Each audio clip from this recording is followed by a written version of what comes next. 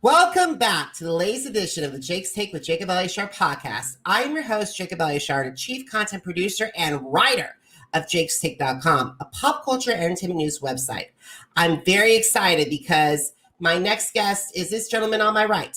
He is a theatrical stunt performer. He was seen on Britain's Got Talent as a finalist during series 13. He was more recently, America's Got Talent season 15 semifinalist, who should have made the final, in my humble opinion.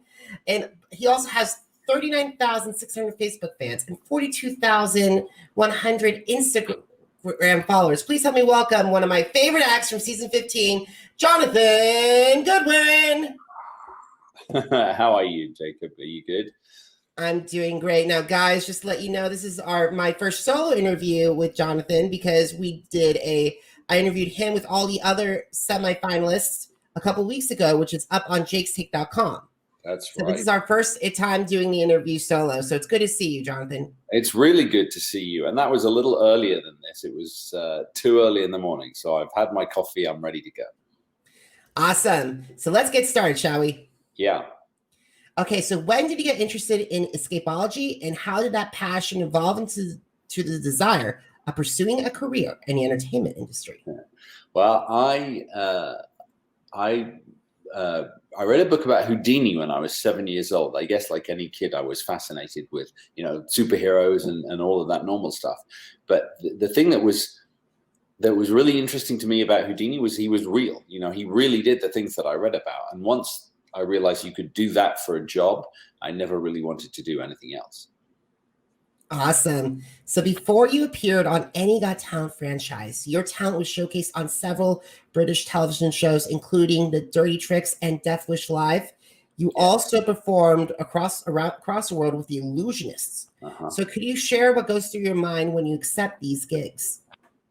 They're all very different. Every time that an opportunity arises like that, it throws up all sorts of different challenges. To go back to Deathwish, that was or Dirty Tricks rather. That was really the first television performance that I made where I was doing escapes, and it was a real challenge and an opportunity. I was a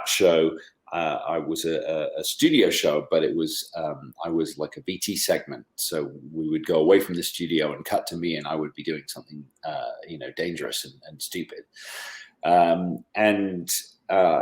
Really, it was just about being as creative as I possibly could, because I had a real passion at the time. I mean, I still do, obviously, but about how I thought my genre of performance should be realized, and that was usually that, escape artists, they do things where they, you always escape and just in the nick of time, and the jeopardy, is always death, and it's very unrealistic, and usually the props are things that you don't really recognize. And so I wanted to change that a little bit.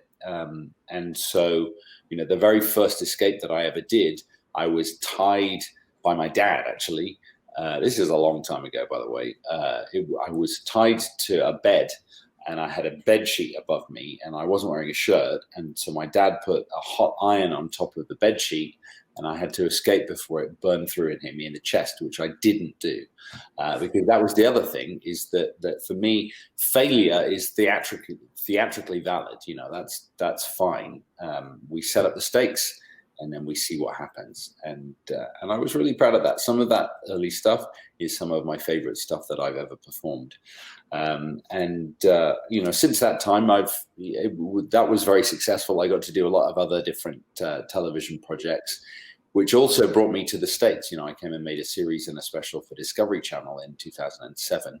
And that also allowed me the opportunity to then be seen by lots of different people and create a live version of what I do. Because up until that point, I'd only worked in television. And then I had the opportunity to work for the Illusionists and other producers to create a version of what I do on stage. And that's a different challenge again, because you have immediate feedback from an audience. And at the same time, if you're going to do a theatre tour, which is what I was doing, it can't just be a one-off thing. You have to be able to come up with stunts that you can do night after night after night and survive, but create that same thrill. So they're all different challenges, and I've been really lucky, actually. That's good. That's awesome. And I just wanted to ask you this. What are some of the challenges that you faced throughout your career, and how did you overcome those obstacles? I mean, really, truly, the biggest challenges for me have been, the times that things did go wrong, where I made a show in the UK called The 7 Stupidest Things to Escape From. And one of the stunts didn't go according to plan, and I ended up breaking my leg. I broke my tibia and fibula. And, it's in those moments where you have to really think, what am I doing here? Why am I doing this? The moments where it really, whatever happens brings it home, and you think, well, maybe I'm not invincible after all. Those are the times that are a real challenge. And, by and large, I've been very lucky. I hope I'm good at my job, and I do a lot of practice and training and preparation before I do anything dangerous. But their risks are real, and the consequences are also very real. I totally understand that. And I want to let you guys know, I was introduced to you on Britain's Got Talent because I watch YouTube. I'm a Got Talent super fan. Right. So I've been watching America's Got Talent, and I pay attention to Britain's Got Talent, America's Got Talent, Asia's Got Talent, and Australia's Got Talent. Okay, good. So last year when you appeared on Britain's Got Talent series 13, your journey took you from the judges audition to the final. So how did that experience help you prepare for America's Got Talent? Oh, it really helped me a lot. I had never done a talent show like that as a contestant. It wasn't really something that I'd ever really looked at before. And the people at Britain's Got Talent are amazing. They're so friendly, and it was a really pleasant experience, actually. I enjoyed being on Britain's Got Talent a lot. They're real professionals, and obviously before doing BGT, I had worked a lot in television, and so it was quite an easy transition for me to actually be able to bring what I do to them and work with them and collaborate to create some fun stuff on TV. Awesome. I want to talk to you about your America's Got Talent journey. Sure. So you started your journey when the show reopened up its auditions for season 15 during its AGT at Home segment. So why did you decide to take advantage of this opportunity instead of waiting for an possible invitation from AGT Champions season 3 or Britain's Got Talent a Champions series 2 if the shows were to return in 2021? Well, I was invited to go on Britain's Got Talent Champions, and that was a hard decision, actually, because I knew that I wanted to be on America's Got Talent because I live in America. Although I'm British, I live in Las Vegas, and now I'm a US citizen, and so it was really a decision for me between being on BGT Champions or going for AGT. And because I live in the States, that was an easy decision for me, actually, that I decided to actually go and audition for America's Got Talent. And it was a conversation that I had with the producers that I had been talking to about whether or not I would do it. My initial plan and what I was going to do was come on and be in the studio and do a stunt that was very different to what I ended up doing. And I was literally about to fly out to LA to go and do that when production shut down because of the coronavirus. And so at that point, I thought my AGT journey was over for this year. I thought it was never even going to start because I didn't think I would have the opportunity to continue. And then they suggested that maybe I could, create a video submission and get into the process that way. Because I think, it was a real curveball for the people at America's Got Talent as well. Nobody saw the coronavirus coming and certainly didn't think that it was going to affect everything as much as it has. And so if they were going to continue with the show, they had to find another way of working with people and getting new contestants onto the show. And I was happy to help and be part of that and create something that worked in a video submission world. Obviously, creating something for a camera and for a video submission is very, very different to being on a stage with an audience and the judges right in front of you. But it was an interesting challenge, and that's one of the things that I liked about the season that I was on, was that one of the things that gets me out of bed in the morning is being creative and coming up with new ways to solve problems. And so this was just another one of those. Awesome. So in the judges' cut rounds, you were asked to perform again. Mm-hmm. And Simon stated to Heidi, Howie, Sophia, and Terry that your performances on BGT were the closest he ever saw someone try to kill himself on live television. Yeah. After hearing that comment from Simon, did it elevate your drive to make it to the Universal Studios Hollywood live shows? Yeah, it certainly did. Simon actually has always been a really big fan of mine. And so it was, everything that he has always said about me has been very complimentary and positive. And really, from that point of view, I just, from the very beginning, I just had a desire to collaborate with those guys and create new things that people had never seen before. And so that's hopefully what I achieved, what I managed to do. Awesome. So during the second week of season 15 quarterfinals, you performed an incredible stunt for the first time. And however, it led to the judges' vote because you were nominated for the dunk and save, and then you were nominated for the judges' save. Yeah. The judges were deadlocked, and your fate was in America's hands. So what was your reaction when Terry revealed that you won the American vote? Honestly, truly, it was a bit of a mixed bag of emotions because I was in the dunk and save with the Spiros brothers and Alexis Brownlee, who was, she's a little girl from Florida, who was 9 years old, cute as a button. And it was very awful. The situation was great. The Spiros brothers went through, and I was super happy for them. They were really excited to be in the semifinals and very deserved. And so then it was down to me and little Alexis, and Terry said to the camera and to the judges that it was the judges' decision, and they were going to have a commercial break in order to decide who they wanted to vote for. And then we went to commercial. And to give you a little insight, what happens in that moment when the show throws to a commercial is that we just stand there and we wait for to be live again. So in the room, because there's no audience and all of the crew are kind of backstage, in the room was me and Alexis and the 4 judges. And that was it. Terry had left and he goes back to a little corner. So he wasn't there.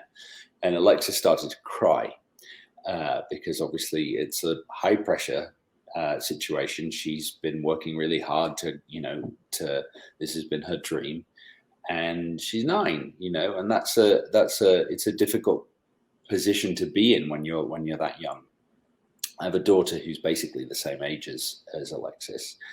And I realized that I had a job of work to do outside of my job as a stunt performer to make sure she was okay. So I went over and I knelt down next to her and I told her that it was going to be okay and how amazing she was. And then I think her mum realized what was happening and her mum came out and gave her a big hug. But then we were live again. So everybody had to sort of go back to their positions. Yeah, like you said, the judges were deadlocked, and so then it went to the audience vote, who got the most votes in the dunk and save, which was me, and there was no time. I couldn't even speak really. Once Terry said Jonathan Goodwin's the winner, I was shocked, and then they cut to the titles, and they edit the credits, and then at the end of the credits, the music finishes, and now we're back, and we're not live anymore, and there's no audience. So it was completely quiet in the studio, and the only sound you could hear was Alexis crying. And I just felt awful, is the truth. It's one of those things where I should have felt really happy to be voted through to the semi-final of AGT, but actually I just felt really bad because, we had basically just crushed the hopes and dreams of a little girl for entertainment. It's one of the frustrating things about the show. I guess we all know what we're letting ourselves in for when we put ourselves up there. But I think maybe when it's a child, it maybe wasn't the nicest way that happened. And I made sure that I went and I had a long chat with Alexis afterwards in her dressing room and made sure that she was okay. I was obviously very pleased to go through and to have the opportunity to perform again, but it was a little bit of a bittersweet moment for me. I totally understand this. I've been talking to a lot of fans for AGT, and they've been thinking it's been time for a kids version, maybe from the 5-year-olds to the 18-year-olds compete, and then have the same format with Universal Kids. And I commend you for consoling Alexis, and thank you for sharing that story with us. Oh, of course, a pleasure. All right, so for your last performance, sadly it was your last performance, but it was one of the best Danger Act moments I have ever seen in my 15 years watching that show. Because you performed 60 feet above Universal Studios Hollywood, riding on a zip line with your teeth as fire burned through the zip line ropes. It remains one of the scariest stunts I have ever seen on a show. And why did you decide to perform this stunt for this round? Well, I had decided what I was going to do each round that I got through before I even started on my AGT journey, because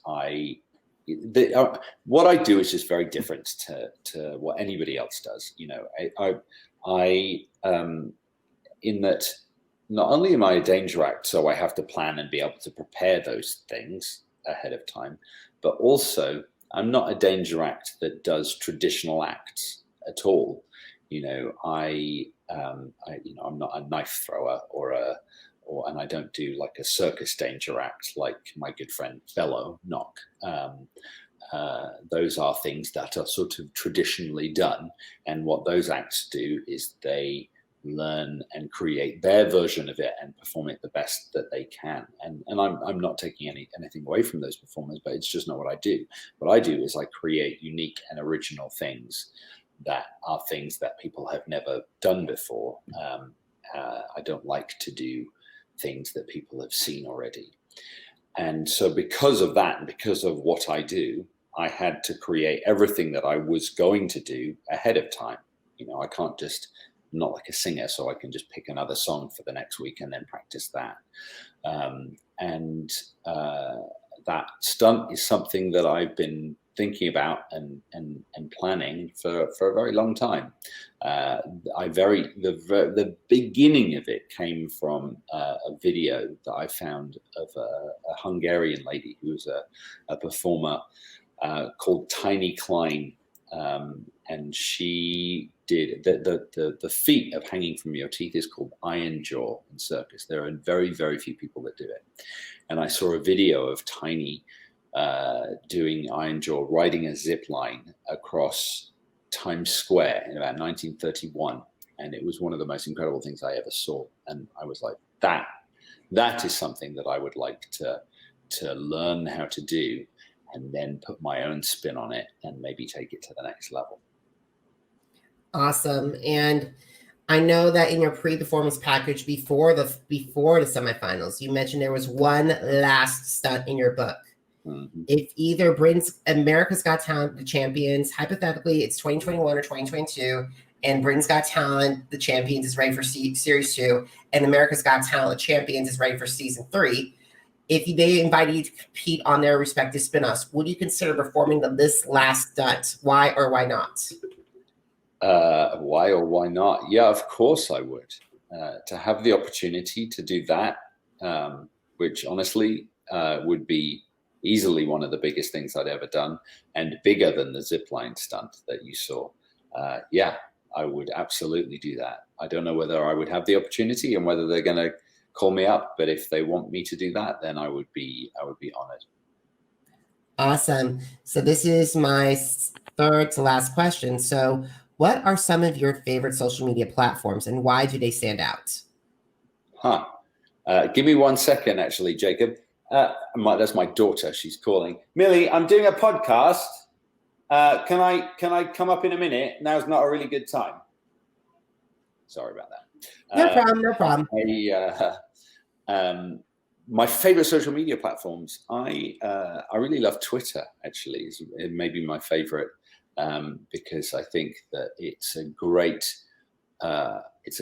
way to learn about the world, you know. And I love the humor and how snarky people are on Twitter. I'm British, so sarcasm is basically my blood group, and I love that. And Instagram as well, I think, is really cool, and I enjoy seeing everybody's pictures and what everybody's up to. It's a really good way to kind of get an insight into people's day, which is really good. And I'm on both of those things, so you can come and find me. Awesome. Now, if you want to have the opportunity to meet with fans or performers who want to who want to audition for either America's Got Talent or Britain's Got Talent, what advice would you share with them? Well, it's actually something that I do from the point of view of I'm a creative consultant, so I work with other acts to help them develop, you know, their performances, and so from that point of view, I think that you know, I can be hired to do that job, but I think, you know, the nub of it is that you have to know exactly who you are, you know, because when you don't have much time on these shows, BGT or AGT, to make an impression. And so when you go on and you walk out onto that stage, you have 30 seconds basically to capture the attention and the imagination of the audience. And in order to do that, they need to be able to define who you are quickly and easily. And so it's basically being able to sum up what it is. What is your unique selling point? Why are you worthy of standing on that stage and getting voted through to the next round? And we need to understand that really quickly. And so I think before you really get into the specifics of what you're going to do, you need to work out who you are. Wonderful advice. Now, where can my audience connect with you? What, through the web and through social media? Yeah, so my website is thedaredevil.com, and that's my Twitter handle as well, the Daredevil. I missed out on getting that for Facebook and Instagram, so you can find me at Jonathan Goodwin Official on Facebook and Instagram. Yeah, if you have questions, I'd love to hear from you. Alrighty, guys. Now you can download more episodes of the Jake's Take with Jacob Elyachar podcast on Apple Podcasts, Google Podcasts, Spotify, and Spreaker. Just type in Jake's Take with Jacob Elyachar, JACOB ELYACHAR podcast. I've sat down with a lot of AGT alumni this season, Voices of Service, Vicky Barbalak, and of course last week's my one-on-one interview with Brandon Leak. So make sure you check them out. Also, please subscribe to my social media channels. I'm on Facebook, I'm on Instagram, I'm on Twitter, and I'm on YouTube at Jacob Elyachar, JACOB ELYACHAR. Now, if you missed all my America's Got Talent coverage from the season, including my interview with Jonathan and the second group of semifinalists, head over to jakestake.com. Once again, jakes-take.com for more articles, interviews, and reviews. Jonathan, thank you so much for taking time out of your schedule to talk with me, and I cannot wait to see what you do next. Oh, thank you, Jacob. It's a real pleasure. You have a great day. All righty.